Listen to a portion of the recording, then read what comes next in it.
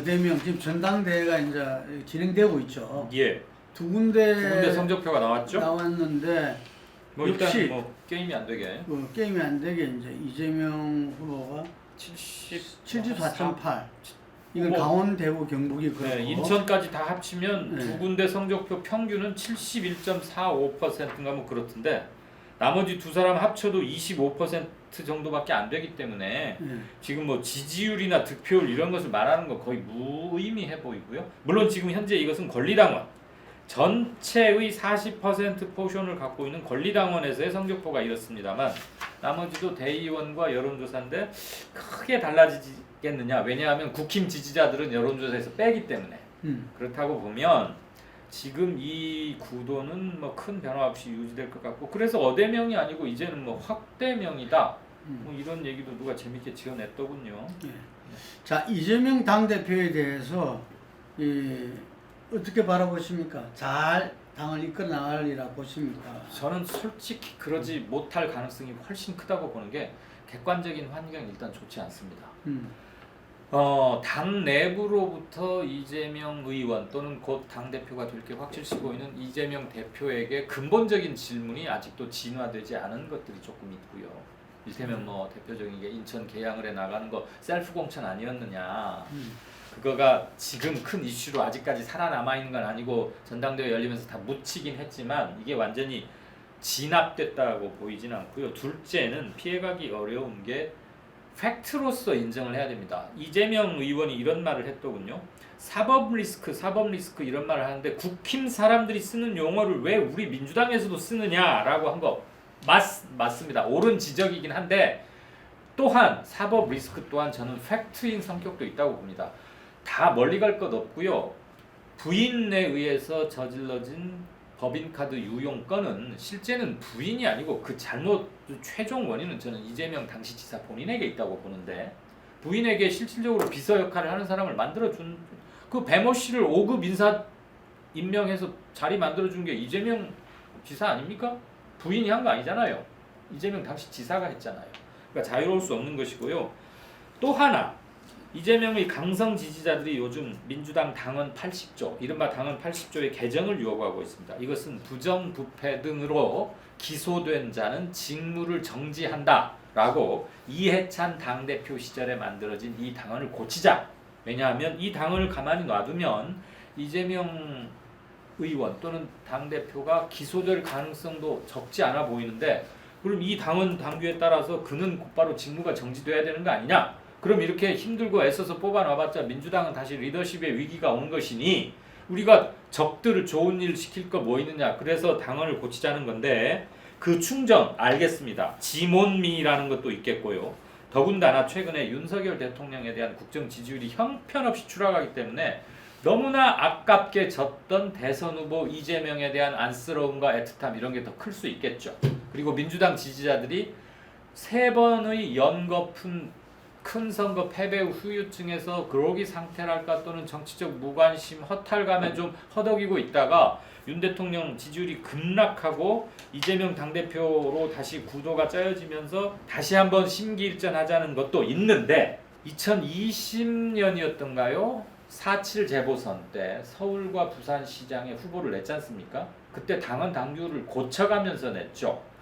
그러니까 보궐선거를 유발한 책임이 있는 후보가 있던 소속당에서는 후보를 내지 않겠다 하자 이거였는데 그것을 바꿔가면서 냈고 여론의 역풍과 비판이 많았지만 결국은 냈는데 서울과 부산에서 모두 큰 표차 어마어마한 충격적 패배를 당했습니다. 그리고 사람들은 그것이 대선의 전초전 아니냐라고 긴장하라는 말도 저희들이 했었고요. 김 대표가 쓰신 컬럼도 많이 봤습니다. 그런데 패배했죠. 연이어서 치러진 지방선거에서도 참패했습니다. 그렇다고 보면 지금 이재명을 지키려는 순수한 단심을 이해 못하는 바는 아니겠으나 지금 중립지역에 계시는 분들 그리고 민주당을 지지했다가 지금은 철회하신 분들이 왜 민주당에 대한 지지를 철회했는지를 한번 생각해 보자고요. 원칙과 상식과 합리를 지키지 않으면 언제나 지지를 거둬갈 수 있는 분명한 정치적 보우팅 그룹 정치적 층이 있다고 저는 확신합니다.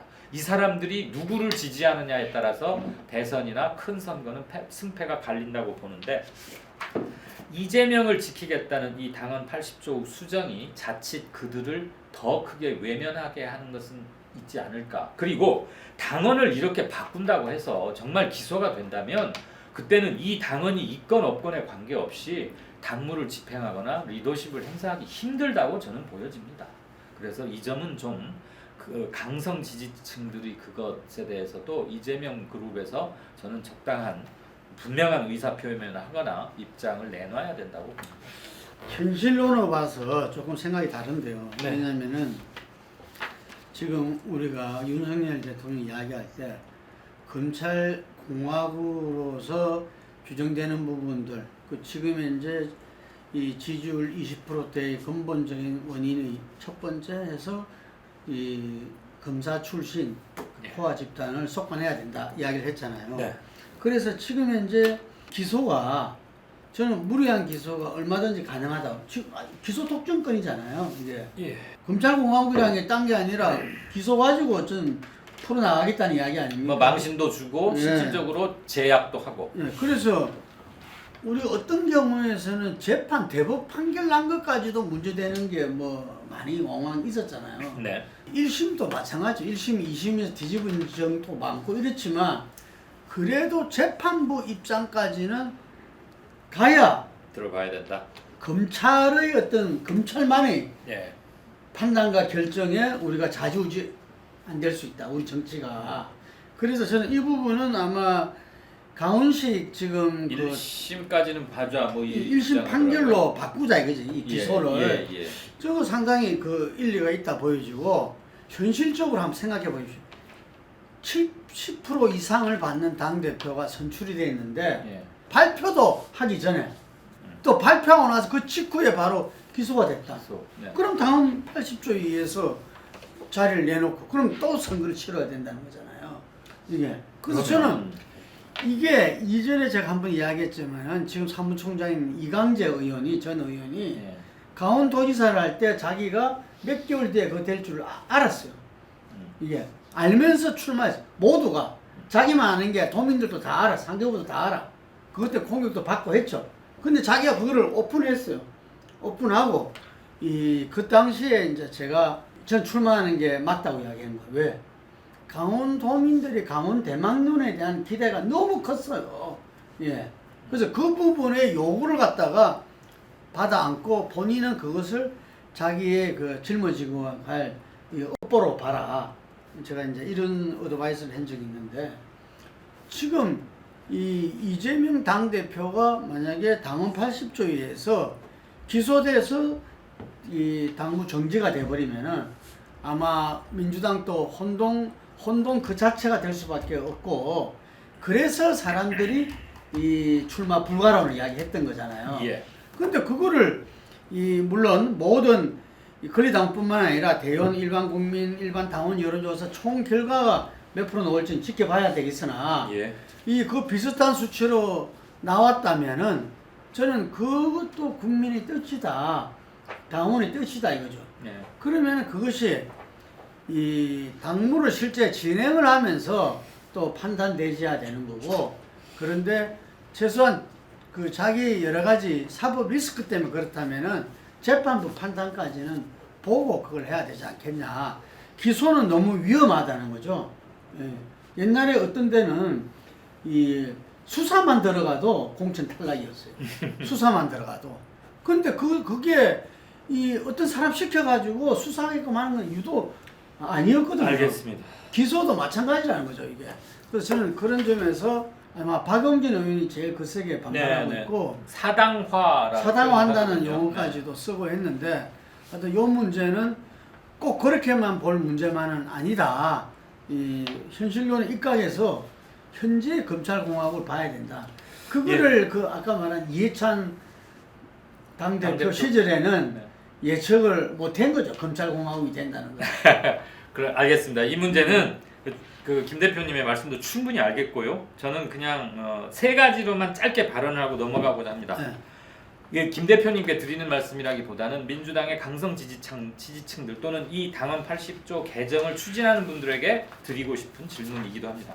1번 이해찬 대표 당시 만들었던 당헌 80조에 이런 문제가 있다고 지금 지적을 하시는데 그럼 왜 그 만들 당시에는 그렇게 조용했나?